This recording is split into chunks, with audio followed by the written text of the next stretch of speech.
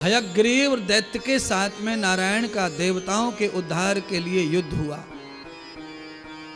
और भगवान नारायण ने युद्ध के मैदान में हयग्रीव को मृत्यु का दर्शन कराया, वध कर दिया उसका, क्योंकि पहले ही उसने वध मृत्यु मांग ली थी इच्छा अनुसार, मेरी मृत्यु हयग्रीव से हो।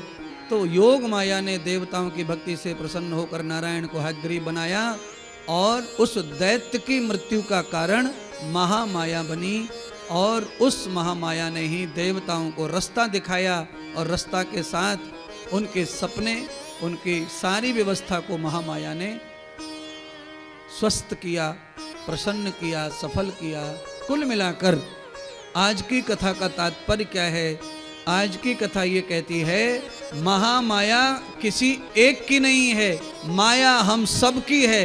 अच्छे और बुरे सारे लोग माया के हैं, पर माया जो है समय समय पर धर्म का ही साथ देती है, अधर्म का साथ माया सदैव देती नहीं है। पापी दैत्य को भी वरदान दिया था पर उसे भक्ति का फल दिया और देवताओं को भगवती माया ने केवल भक्ति का फल नहीं दिया, देवता धर्म करना चाहते थे, यज्ञ करना चाहते थे, इसीलिए महामाया ने उनका साथ भी दिया। दैत्य का साथ देने के लिए भी भगवान ही है, पर अंत में भगवान दैत्य की हिंसा और उसके पाप और अहंकार से स्वयं त्रसित हो जाते हैं, तो स्वयं भगवान ही उसको मारने की योजना बनाते हैं और सारी लीलाएं करते हैं। तावते त्वया दासं तावते मुंडकर्मणा यक्षं लक्ष्मी द्वासै मंथनं सागरं तथा। हयग्रीव दैत्य को मार दिया गया, उसके बाद सारे देवता भगवान के सिर को खोजने चले गए। कहाँ सिर है? तो योग माया ने ही भगवान के सिर का पता बताया कि जाओ भगवान का सिर कहाँ है, तो कहाँ क्षीर सागर में पड़ा हुआ है। अब क्षीर सागर से सिर को कैसे लाएं? तो फिर महामाया ने भगवान विष्णु के द्वारा ही दैत्य और दानवों को मिलाकर के फिर से दानव और देवताओं को मिलाकर सिर को पाने के लिए ही समुद्र मंथन करवाया और समुद्र मंथन में भगवान श्री नारायण का वह शीश महालक्ष्मी लेकर आई। स्वयं लक्ष्मी माता आकर उसी शीश में बरमाला पहनाकर भगवान को पति बना लिया और ये कथा यहाँ आज संपन्न हो गई।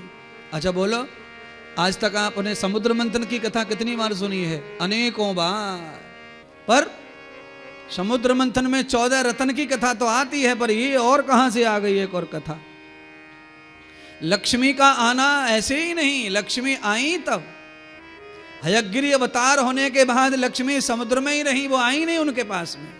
ये अवतार देवताओं के कल्याण के लिए हुआ था, इसलिए लक्ष्मी ने साथ नहीं किया भगवान विष्णु का। और जब साथ किया, जब उन्होंने स्वयं सिर पे चढ़ा दिया, भगवान को भगवान बना दिया, नारायण बना दिया, तब वो पत्नी लक्ष्मी आई उनके पास।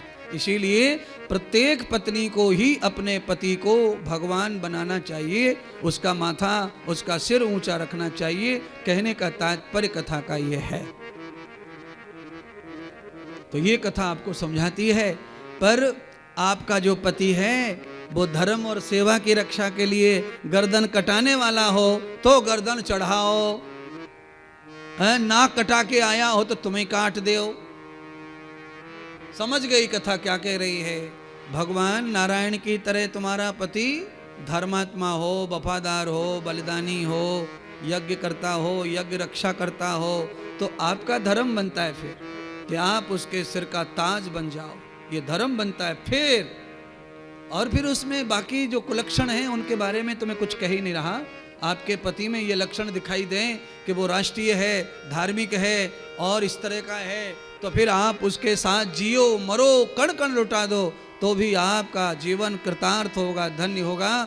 आज भगवान सुखदेव जी ने महामाया और चंद्र घंटा माता दोनों की कथा का वर्णन किया।